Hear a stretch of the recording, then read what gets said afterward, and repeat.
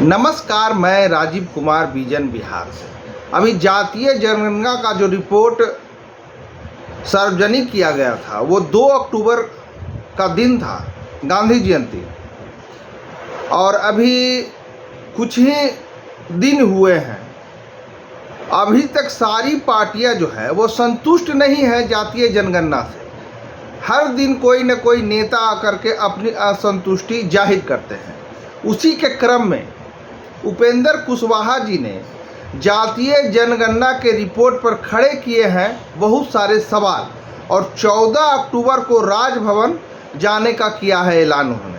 और उसके साथ ही उन्होंने ये भी बताया है कि बिहार सरकार, नीतीश कुमार जी ने कहा था कि किसी का पर्सनल डाटा लीक नहीं होगा, लेकिन जेडीयू के प्रवक्ता नीरज कुमार, एमएलसी नीरज कुमार जी ने इनका निजी जो पहचान होता है उसको सबके सामने मीडिया में बताया था। उस पर भी ये बोल रहे हैं, और सुनिए वो क्या क्या बता रहे हैं।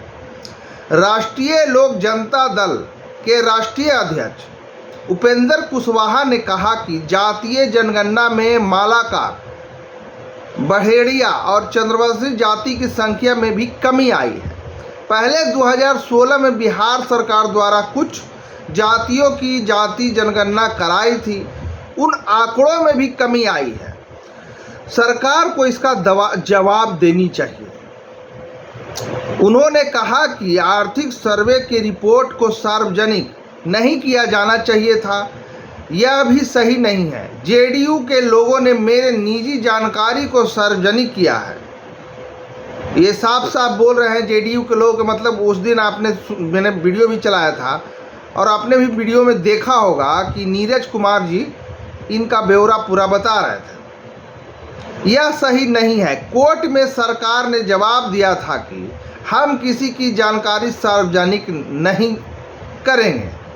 उपेंद्र कुशवाहा ने संवाददाताओं से सम्मेलन कर बताया कि मेरे गांव के लोग मेरे बारे में पूरी जानकारी कैसे बता देगा। यह संयम की बात है।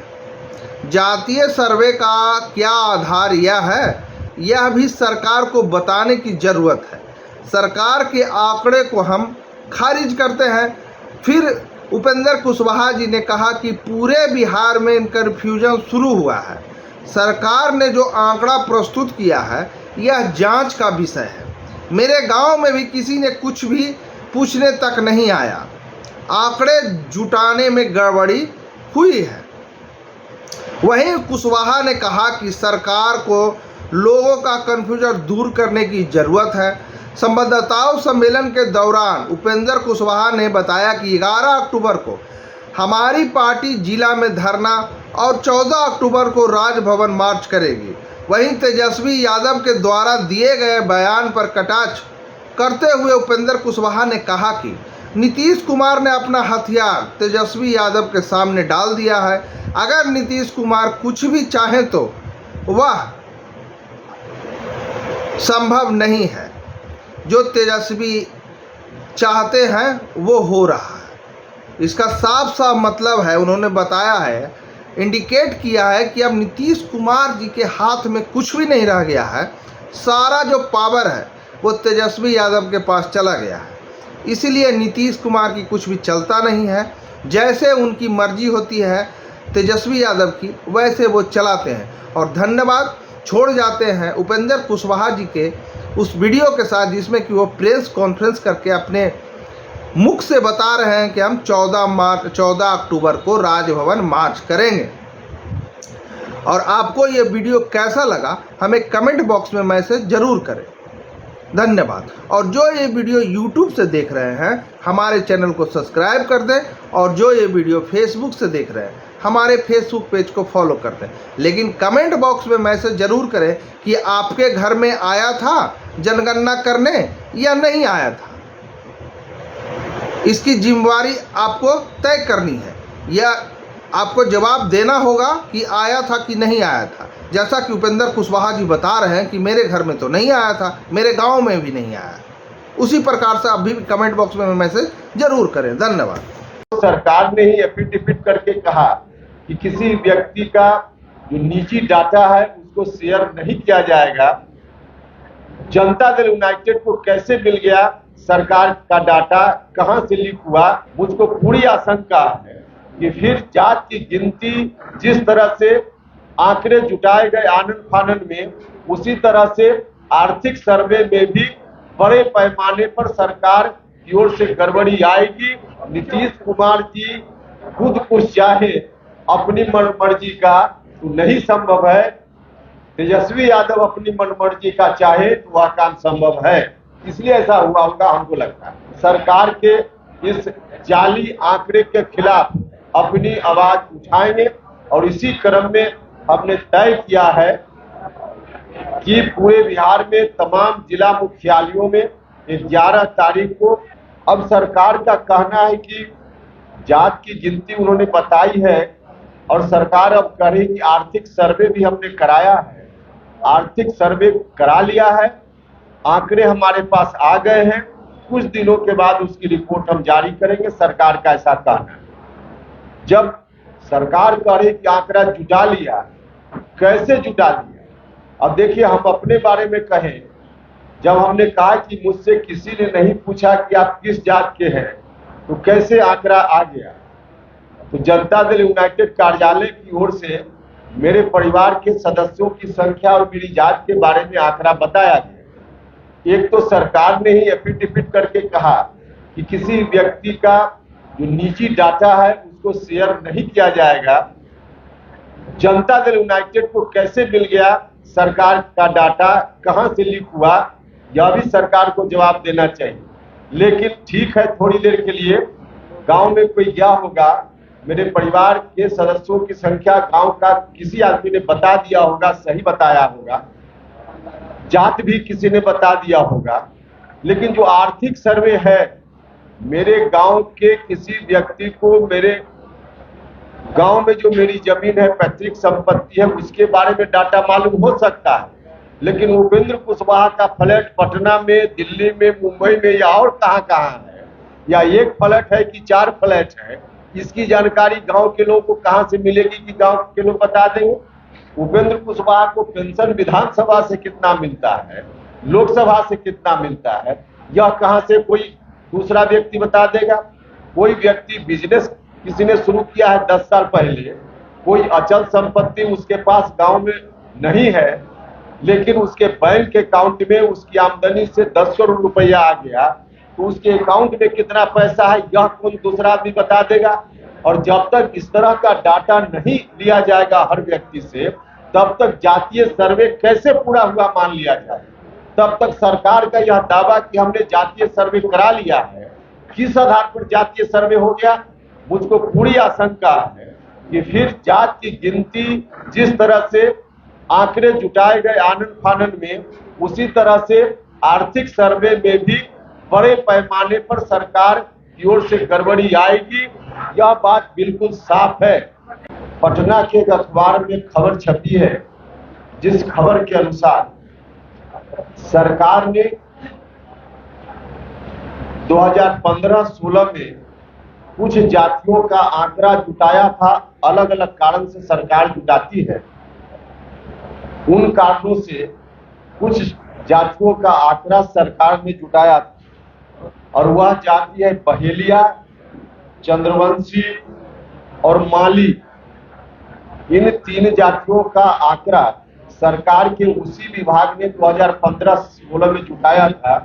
सामान्य प्रशासन विभाग, जिस विभाग ने अभी जातीय सर्वे भी कराने का काम किया है, तो सामान्य प्रशासन विभाग के द्वारा उस समय जो आंकड़ा जुटाया गया उसका विवरण मेरे हाथ में है।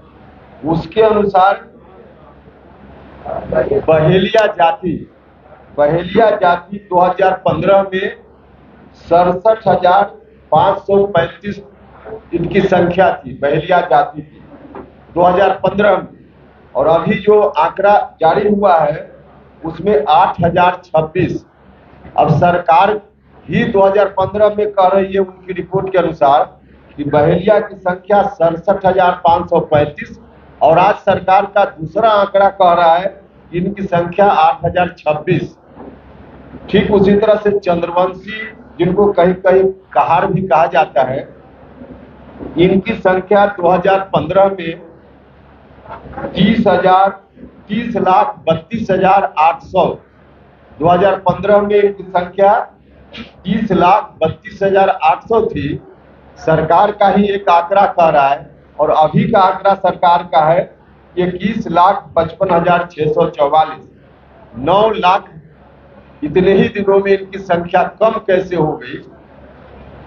अब मालाकार, जो तीसरी जात है मालाकार, इनकी संख्या 2016 में सरकार का ही आंकड़ा है 13,15,665, 13,15,465 और अभी है इनकी संख्या 3,49,285। अब बताइए 2016 और अभी 2023 मालाकार की संख्या उस वक्त से अभी 10 लाख कम कैसे हो गई। तो यह तो सरकारी आंकड़ा है उस वक्त का और आज का। अब इसके बीच क्या अंतर क्यों इस तरह का है, सरकार को जवाब देना चाहिए। यह जो रिपोर्ट है, दोनों रिपोर्ट अपने आप में विरोधाभासी है और बाकी और दूसरे लोग भी जो परेशान हैं, जो भी उनकी ओर से जो आंकड़ा जारी हुआ है, उन आंकड़ों को हम खारिज करते हैं। सरकार की यह ड्यूटी बनती है कि लोगों के मन में कोई कंफ्यूजन है सरकार के निर्णय के प्रति, तो उनके कंफ्यूजन को, उनके भ्रम को दूर किया जाना चाहिए। यह सरकार की ड्यूटी बनती है। तो सरकार को पहले यह काम करना चाहिए और तब चाहे जातीय आंकड़ा हो या आर्थिक आंकड़ा हो, इसका रिपोर्ट अंतिम रूप से बाद में सार्वजनिक किया जाना चाहिए। सरकार से मेरी स्पष्ट मांग है कि लोगों के कंफ्यूजन को सरकार दूर करे। कैसे दूर करे? सरकार अगर चाहेगी तो हम लोग अपना सुझाव भी देंगे। हमने कुछ सुझाव पहले भी दिया था, फिर सुझाव देंगे, लेकिन सरकार को यह कंफ्यूजन दूर करना चाहिए। जब तक सरकार नहीं करती है तब तक हम लोग चुप नहीं बैठेंगे। हम लोग सरकार के इस जाली आंकड़े के खिलाफ अपनी आवाज उठाएंगे और इसी क्रम में हमने तय किया है कि पूरे बिहार में तमाम जिला मुख्यालयों में 11 तारीख को पार्टी की ओर से हम सरकार को विवश करने के लिए कि सरकार हमारी बातों को मानकर लोगों के भ्रम को दूर करे। आवश्यकता हो तो फिर से इसमें कराए, जो भी कुछ करना हो, और उसके बाद अंतिम रूप से जारी हो। तो इस मांग को लेकर के 11 तारीख को पूरे बिहार के जिला मुख्यालयों में पार्टी की ओर से धरना का कार्यक्रम होगा और 14 तारीख को, इसी महीने की 14 तारीख को पटना में राजभवन मार्च हमारी पार्टी की ओर से आयोजित किया जाएगा। गांधी मैदान से शुरू करके हम महामहिम राज्यपाल जी को ज्ञापन देंगे। तो यह फिलहाल हमारा कार्यक्रम है। बढ़ाना है, घटाना नहीं है। नीतीश कुमार जी ने अपने जाति के आंकड़े को क्यों नहीं घटा दिया, बढ़ा दिया? अब भैया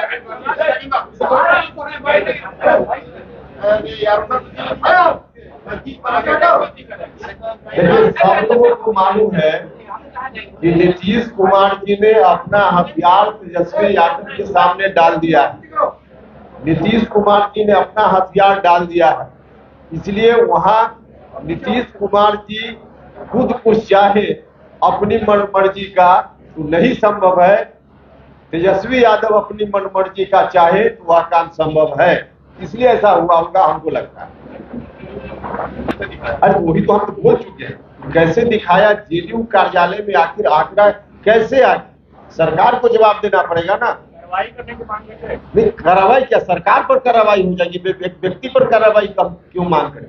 जिस व्यक्ति ने जारी किया एक अलग सवाल है, सरकार के किसी कर्मचारी अधिकारी ने दिया ना, तो सरकार कटघरा में खड़ा है, कैसे उस व्यक्ति को आंकड़ा मिल गया?